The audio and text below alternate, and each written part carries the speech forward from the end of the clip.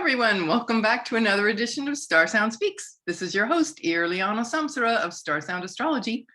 So this is episode 143, and we're talking about the hello Aquarius season. I know I'm a few days late. Oh, that Mercury retrograde. It's like walking through molasses trying to get, when you try to start doing something like 87 times, right? It's like just crazy.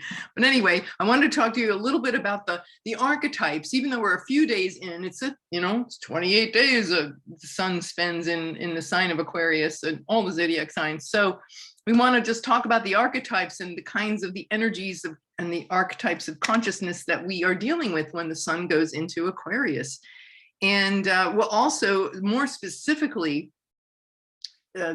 early tomorrow morning, Eastern Standard Time, we have a Mercury Cazimi. So the Mercury, when a planet goes retrograde, it always meets up with the sun and it changes sides. So it goes in front of the sun, and Mercury will go from evening star to morning star. So yay. So I'll explain, what that is, why that's important, and what kind of, qualities that we can associate with this that will help us. Okay, so Aquarius, the age of Aquarius, it is so cliched. No, actually, should I say that I remember when that song came out? That's how old I am. Oh my God. Yes, there were pay phones, and it was 10 cents to make a call. So if anyone was born like after, I don't know, 1980 or something, 1990, I don't know if you remember coin phones, but I remember that, and I remember the age of Aquarius. So what is that Aquarius then? That's the rebel archetype, the genius, the innovator, the systems buster. You think of the musical Hair, couldn't be more Aquarius than that. The polar opposite of Aquarius is Leo. So and Leo rules the hair. So no wonder the whole musical was called Hair, right? And that rebellious, amazing musical, that also became a movie. So if you get a chance, if you ever want to know what the 60s looked like, you get a sense of it there, watching these things. But is definitely, we're here talking about freedom, independence, self-realization, the desire for freedom, the desire to be free from the past.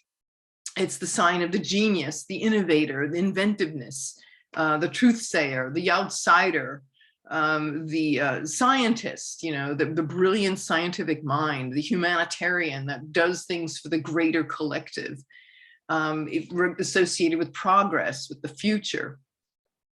Also with abrupt change, just don't see something coming, judging. In modern astrology, Uranus is the ruler of Aquarius, and in traditional astrology, it's Saturn. So you can see the energies of both. Now, Saturn also rules Capricorn, but there's this difference. Capricorn is an earth sign, it's cardinal earth, and Aquarius is fixed air. So the Saturn shows up differently. So instead of there's not a ghost there, that is a cat. I don't own this house. You know who owns this house. Yes, it's not a ghost. Anyway, what was I saying? Okay, so the whole idea about, oh gosh, innovation, and going back to that, the ability to just see things differently, to find unity in diversity. That is certainly an Aquarian concept. So these are themes that come up when the sun is in Aquarius. And we're going to be making some interesting, it's on a journey right now because Mercury went retrograde at 10 degrees of Aquarius, conjunct Saturn. So we have a lot of very heavy duty Saturn energy, owning up, taking responsibility, getting a clear reality check around our beliefs, our attitudes, our connections with others, agreements, agreements we make, contracts and such, all mercurial things right now. So that we are going through an interesting next few days. But tonight, well, actually, technically tomorrow, early tomorrow morning, Eastern Standard Time, there's this moment that's called Cazimi. And you've heard me talk about this before if you've been listening to the podcast. It's a point in where there's this magical understanding that is available. It's a kind of like a divine download that comes to us. Anyway, I'm going to talk a little bit more about that later, but just to say, with Saturn and Capricorn, I was saying Saturn, in Capricorn is materialistic, and, Earth, it's an earth sign. So it's feminine earth. So it's all about, the density of the earth and ownership and the collective, about government and society and the structure of society, and in a gross material form, materialism and such. Colonialism would be a shadow, expression of that. And then in the sign of Aquarius, it's like it's the future. It's an idea. It's an air. It's fixed air. So it's like settling into the intellect and the conceptual things, the concepts versus material things. So two different domains. So this sun in Aquarius is having us look at, very simply, how can we be free? How can we, what will it take to be that genius person, the individuated self that we are, and have that contribute for the greater good of humanity? One of the things that came to me when I was thinking about today's episode was, when you think about in movies that are the like the X-Men, for example, these superhero movies, and you've got all these people and they each have a superpower, and whether it's that or Star Trek, or whatever, the space adventure kind of Aquarian, themed movies, you think about, these characters are all very well defined. And so you be you is a real Aquarian concept. So for example, in the X-Men, you've got each person, with that finely developed image, you see each character very strongly delineated and their power, and they're their own person, and they're unique. However, it's more than just being unique. Like if it was unique and in no community of people, we'd just be this individual rebel, right? But in a community, like being on board a spaceship, whether it's the Orville or Star Trek, or, if it's the X-Men, everybody works together, but it is demanded of them that they have their completely developed selves. So there are no clones. This is not a cult. There are no clones on a spaceship, unless they're the bad guys, right? There are those robotic types, right? So that's the shadow part, is not being individuated. So the true Aquarian, the high road of that would be, you are you, and you know who you are, and you are giving that to the world and working together with others, and that your diversity, oddly enough, right, the diversity is what unifies. So there's unity and diversity. And this is very strong, obviously, with the history of the United States, e pluribus unum, Latin for out of many there is one. Right? That's totally Aquarian. Well, guess what?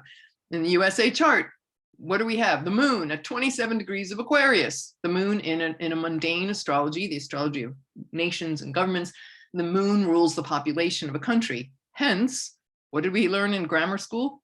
The melting pot. America was the melting pot. So yes, everyone, from various cultures, all becoming one. Okay.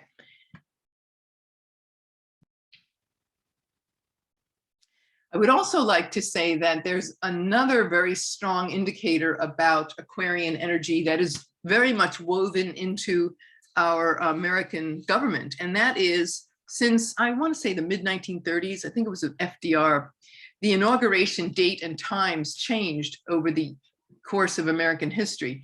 And I believe it was around 1934 that they started having the USA inaugurations on January 20th at 12 noon. So guess what? 0 Aquarius. And if you remember us talking about the 0 degrees is a critical degree in astrology. So 0 is, that contains the complete potential of what's available of the, in this case, Aquarian archetype, right? A nation of geniuses, of individuated souls, very spiritual concept. Well, that is the pervading energy for every administration. So whether you're Democrat, Republican, it doesn't matter. Every inauguration takes place 0 Aquarius. Taurus on the rising sign, give them bling, right? And they must be glamorous. So beauty. But anyway, yeah, so that unity and diversity, it's what drives every administration, and it is certainly the Aquarian archetype with the population of the US. So just wanted to share that. It's a nation, we're very intellectual. We all have an opinion, right? We're very opinionated people. And we can get fixated, and unfortunately we can get polarized in our, as we have been seeing for the last several years in our culture with the, politically and such, along these lines that have gotten so polarized. So that's the shadow part of Aquarius, right? Getting so fixated and stuck that it's very alienating. So this is, it's a work for us to do, is of course to heal that shadow. So how do you heal that shadow? You always look to the opposite sign. Leo, be warm-hearted, be generous, right? So these are some clues for us now in Aquarius season, in any Aquarius season. It doesn't have to be just this year. These are general concepts I'm talking about here. So to be warm-hearted, generous, and creative and adventurous, venturing out, brave and such, are all these Leo qualities. Friendly, generous, warm, right? Warm like the sun. So that would be the medicine for the shadow part of Aquarius. Another thing too that we want to be careful of in Aquarius season is we get to look at, unreliability, being aloof, lack of intimacy, being selfish. Those are all very, shadow Aquarian qualities. And so again, the medicine being go to Leo and to balance that out. The Aquarians are also rule breakers, and I remember when I was in New York City years ago, when I took acting classes for about 1.5 years, and they were absolutely fabulous. I learned so much about life through my amazing teachers.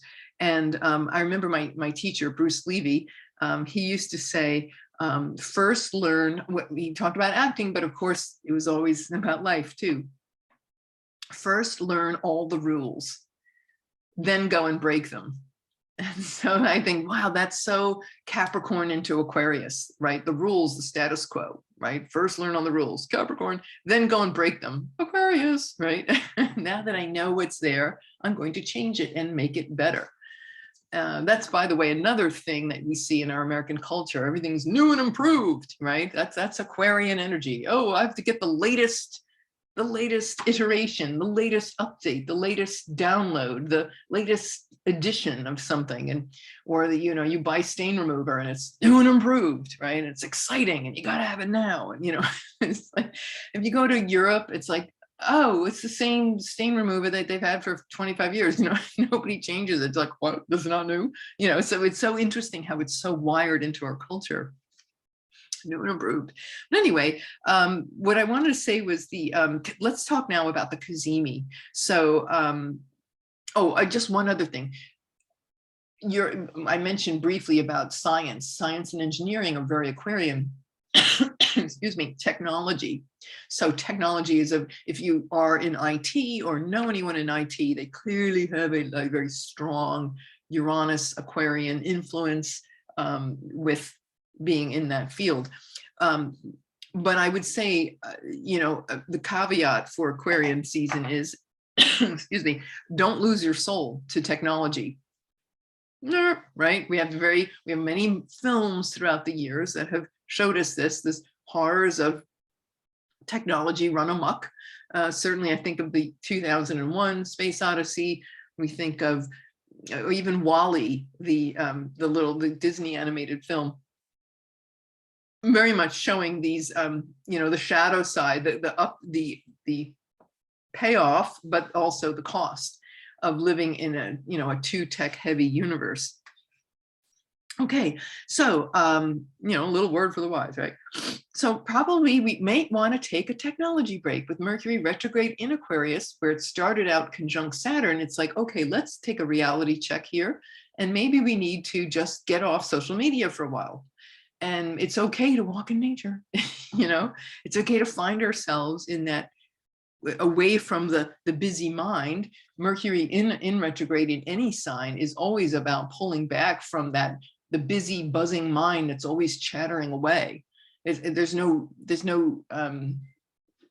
reason why we can't. I mean, this is where Mother Nature's, the cycles of nature where we pull back and we don't go in those directions. It's Mercury is now moving in retrograde. It's a planet moves in direct motion, so it's moving with the sun, so it has a more divine aspect away from the dross of the material world. So that's a great time to lose yourself in nature and not on social media. But anyway, this weekend, specifically tomorrow, early tomorrow morning, Eastern Standard Time, please adjust your calendars, 2:30 in the morning till about 8:16 a.m. Eastern Time, Mercury and the sun will be in this magical Cazimi window. So Cazimi is an Arab term, and it means in the heart of the sun. So as Mercury literally, retrograde means stepping backwards, the apparent backward motion, it lines up with the sun, and it is being burned up as it gets close to the sun. But then there's this magic window where it's right in the heart. It's almost like being in the eye of the hurricane. It's like everything, all the tumult and chaos is like, and there's this silence. It's like you get to speak to God, right? Coming in through loud and clear. And you are in that throne room. And it's like, what does the universe want to tell us? It's this very magical moment where we could get real clarity. So I would say with Mercury being retrograde in this Aquarius season, in the sign of Aquarius, this could be a solution to a problem that we've been trying to work out and get a resolution on. And this could be an opportunity, certainly in prayer and intention, that something that we've been maybe befuddled by, or maybe we've walked back an agreement or that we have, or a relationship that we have with someone, and giving it space, giving it distance. And we look for and ask the universe for a solution, and that magical window of several 6 hours, almost 6 hours on Sunday morning, January 23rd, 2022, will be that magic window where we could use that, magically to ask the universe for resolution. Maybe it'll come in a dream. Maybe it'll come, in whatever way. Mercury is the trickster, right? It's the trickster archetypes. You never know how that answer is going to show up. Probably have fun doing it. A little cosmic jokester, right? We always have to have one. There's got to be one in the room. And so that would be a great time to where we could program whatever we're maybe rummaging through our head about. Maybe there's a situation that just needs resolution, especially regarding relationships, or our beliefs, our networking. Mercury rules electronic equipment. So if we're befuddled about what to do, with our electronic equipment, we could get some downloads and some really cool insights. And I would say too, it could be a breakthrough moment where there's a problem and a resolution that comes.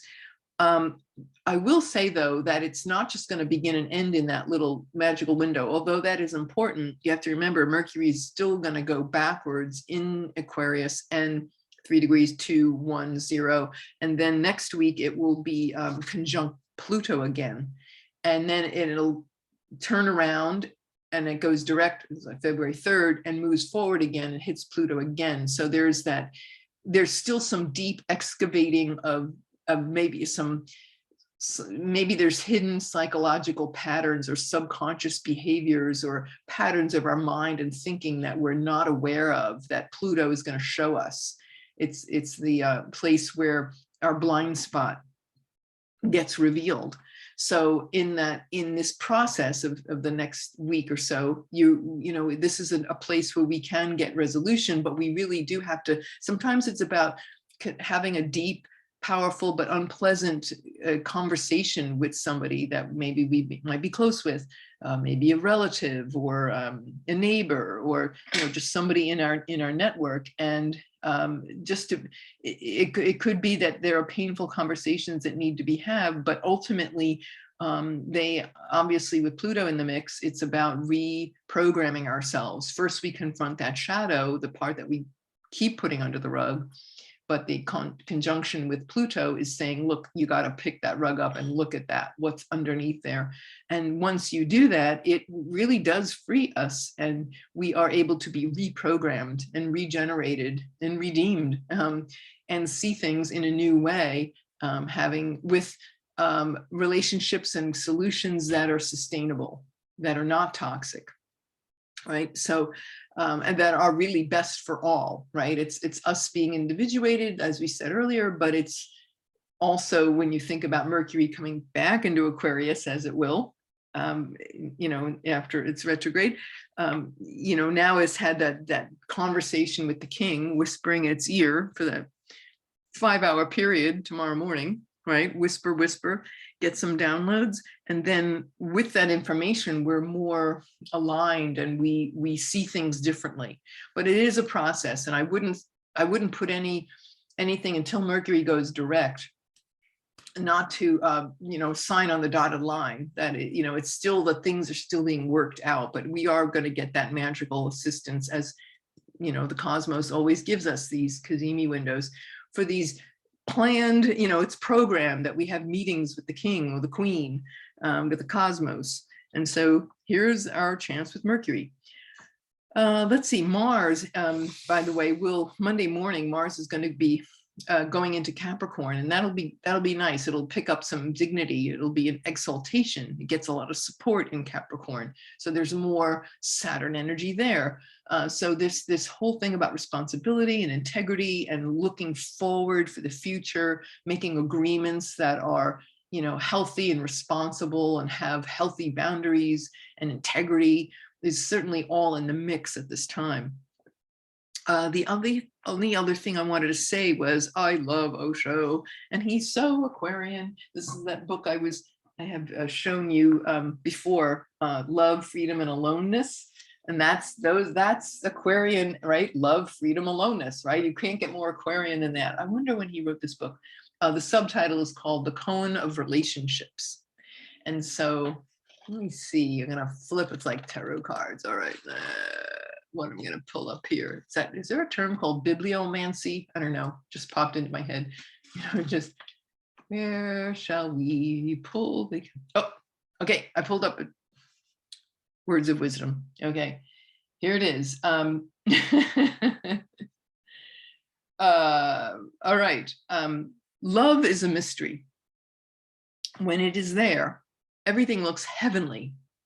When it is gone, everything looks simply stale, meaningless.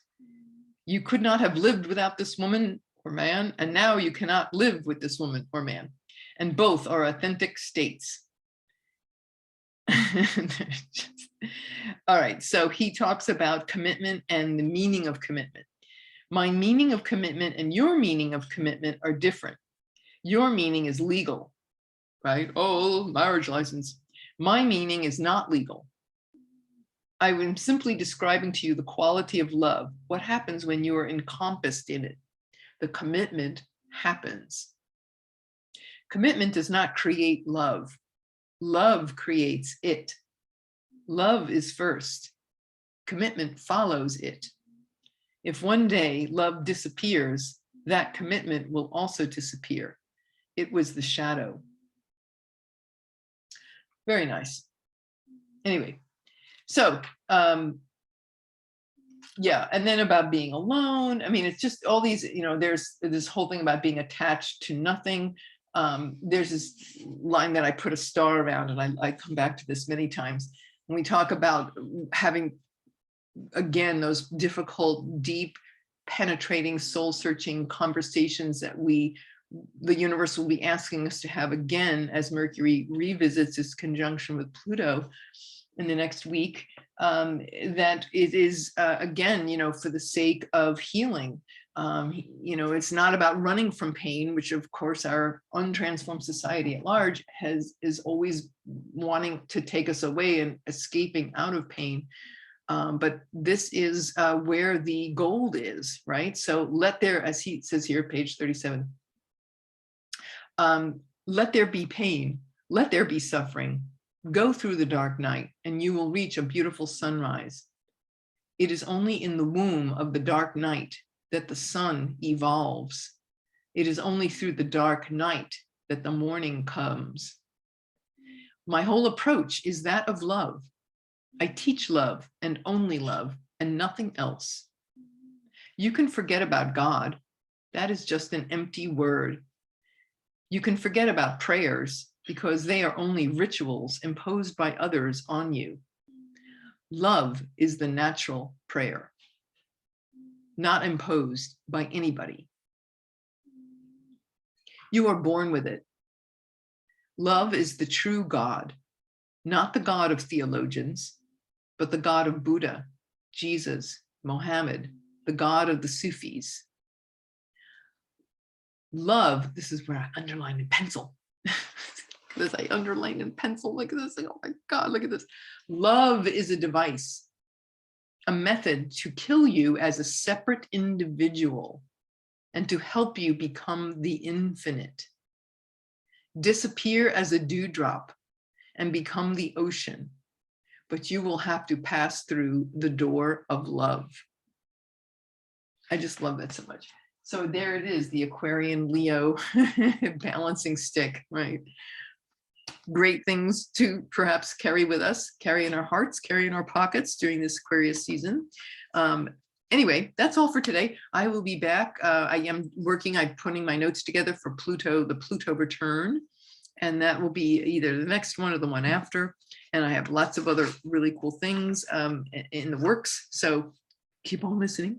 Oh, maybe we can close today by what would be a really cool song, like our signal song for you know, the sun in Aquarius. Well, hold on a second. I got it for you right here.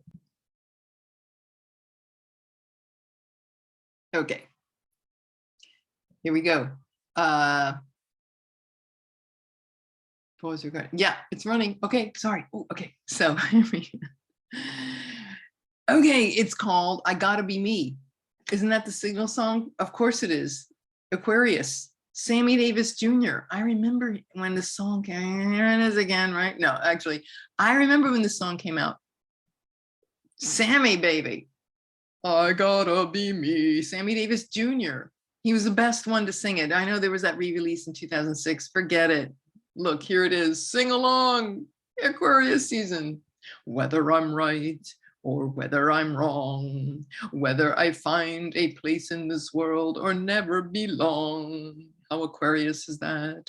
I gotta be me. I gotta be me. What else can I be but what I am? I want to live, not merely survive, and I won't give up this dream of life that keeps me alive. I gotta be me, I gotta be me. The dream that I see makes me what I am. That faraway prize, a world of success, is waiting for me if I heed the call. I screw that up. I won't settle down, won't settle for less, as long as there's a chance that I can have it all. Violins, I'll go it alone. That's how it must be. Oh no, that's the shadow side, Sammy. I can't be right for somebody else if I'm not right for me. True. I've gotta be free. I've gotta be free. Daring to try to do it or die. I've got to be me. And it goes on again. Da, da, da, da, da, da. Yeah. So there you go. I'm sorry, I was on music in my voice, but hey, you know, the weird. I was definitely the strange one growing up. I'm a very prominent Aquarius. I was the last one to be picked. I hated sports. I was the last one to be picked for kickball and softball. I couldn't hit the dang ball. Nobody wanted me on their team. So I'm very clued into the Aquarian archetype. And I had to learn to have fun with it. So anyway, speaking of fun, I hope you had fun today listening to my voice or putting it on silent. It's okay with me. I don't care. It's all good. So until next time, this is Irlianna Samsara with StarSound Speaks, StarSoundAstrology.com. By the way, call me, oh my God, 2022 reading if you haven't had your forecast ahead for the year. Oh, I hear sirens. See, that's the cosmic highlighter pen. yes, StarSoundAstrology.com. Book a session. We'll send you this, get the skinny, and how are you going to learn, use this powerful window we're on the very heels of the most powerful window of the year. How are you going to use it? Where are you going to use it? I will help you walk through all that. So anyway, mwah, I love you all. Je t'aime. And this is Irlianna Samsara, StarSound Speaks, StarSoundAstrology.com. Thank you all for listening. Bye for now.